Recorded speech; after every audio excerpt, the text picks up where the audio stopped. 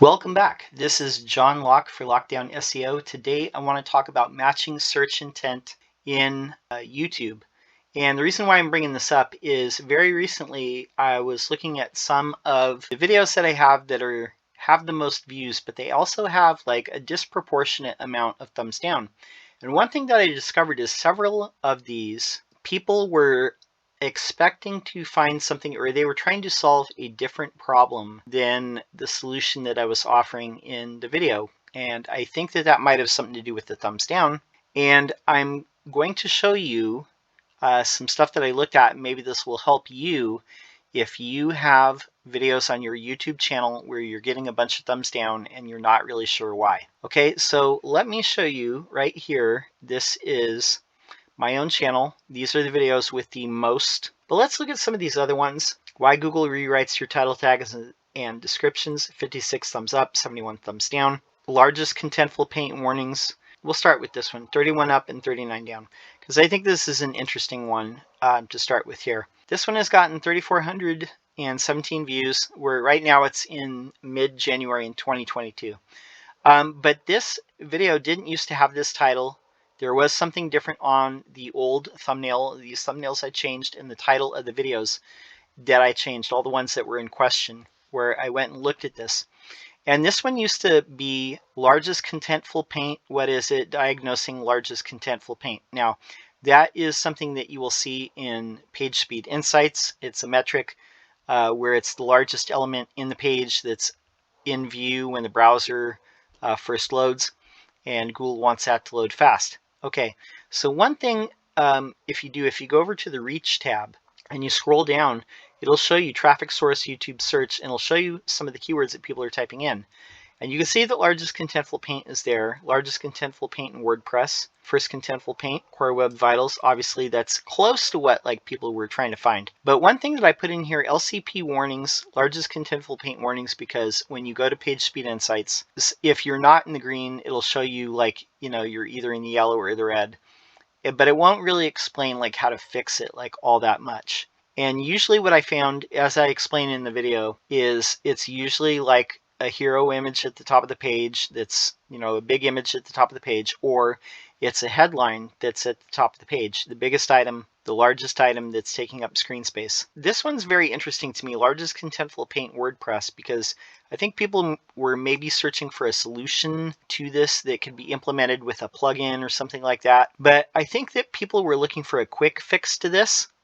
And also people were searching for a cumulative layout shift, which is another metric, which, is not explained in this video.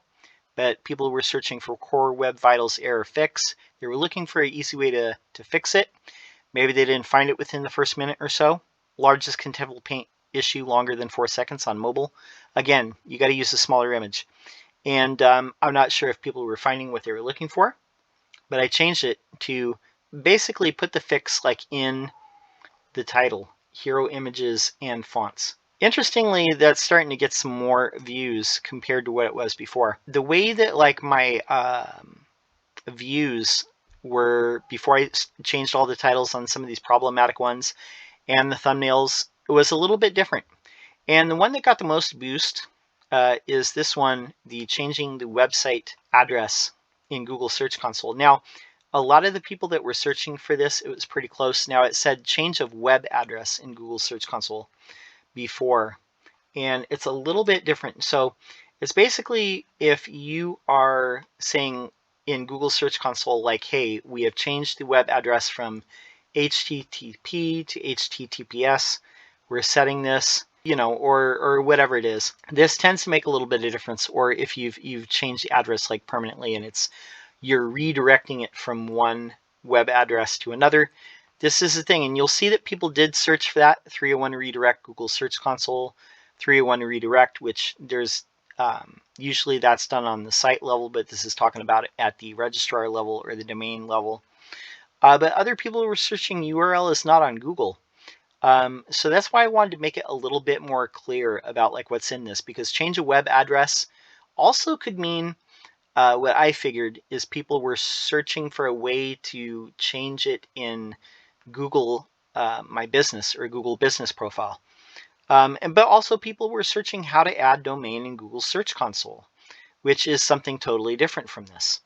And people who were searching Google Console, Google Search Console, maybe they were looking for an overview of the whole thing.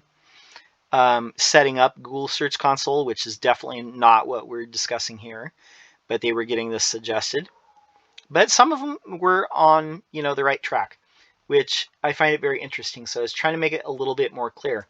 Okay, so why Google rewrites your title tags and descriptions? Okay, before this was maybe each day, it might have been my second or third most viewed video. Now it's dropped down now that I changed this, because before the title of the video and what was in the thumbnail said help, Google is rewriting my title tags and descriptions. Now, what a lot of people when they're doing SEO, they get freaked out. This is something that they started doing a while ago, because I made this video in 2019. But the number one thing that people searched was meta description not showing in Google. 76 people out of, however many this is, like, 80 something people, were searching meta description not showing up in Google. These are just the keywords that Google is, or YouTube is showing to me for what people were searching for. But title tag update, this is the main thing that this video was really talking about. Some people were searching CorelDRAW X3 tutorials. For the meta description not showing in Google, that's, not exactly what this was about. So maybe people were searching for that instead. And I wanted to make it more clear that Google is doing this automatically, artificial intelligence, or however you want to call it. But they're rewriting it based on what people are typing in. So I changed it from help, Google is changing, the title tags and descriptions, to why Google is changing that. Okay, so this is a very interesting one. So this video here, it got a lot of thumbs down, and very interestingly enough, this one used to be called Google Ads favicons to search results, January 2020. And what I found, as you can see here, favicon not showing in Google search. That's what most people were looking for. I was just commenting on the way that the search results were displaying now. But most people were trying to figure out why their favicon was not showing in Google search, why they were just getting the little globe icon. And again, I changed it to be real reason Google added favicons to search, to try and make it more clear. So just an interesting thing there. Again, the search intent was different from what I had in the thumbnail and for the page title. Okay, this is another one here. And again, we're talking about search intent, and I want you to apply this to your own videos that are getting a lot of thumbs down. This isn't just to talk about myself. This is so that you can learn and apply this to your own videos. Okay, so high impressions. This one used to be called high impressions, low clicks, how to fix it. Now, one thing that I thought it was crystal clear what this is about, but I guess not. Unbeknownst to me, this is what people were searching for, because this was totally about when you look in Google Search Console for organic search, and you have a lot of impressions but not a lot of clicks. But the most people were searching for high impressions in Google Ads, but no clicks, which is why I added in organic search to the thumbnail and to the title to make it more clear. And guess what? It is getting more views now. Amazon PPC was another thing that people were looking for. Benefits of social media, click-through rate, Google Ads, how to get impressions on YouTube. Nothing about organic search in Search Console. That's what I was talking about. And that's what I was going for. So again, a thing that I had to change because the search intent was wrong. So I had to make it very crystal clear in the title of the video and the thumbnail. This one, what is a Google partner? I haven't changed the thumbnail yet. Most people are looking for Google partner setup. So it's not what is a Google partner, like what does that actually mean? They were looking for I'm a Google partner, like how do I set it up? There's another one that I want to talk about here. Ranking for multiple service areas in Google search. Okay, this is what I changed it to. What the thumbnail and the title of the video used to be, can you rank for multiple service areas in Google My Business or Google Maps? Because most of the video is talking about that, but then it talks about setting up for organic too. And most people this is what they were interested in. And I can tell you from the comments and watching back the video, again, Google My Business multiple locations, Google My Business tutorial, how to add multiple locations in Google My Business.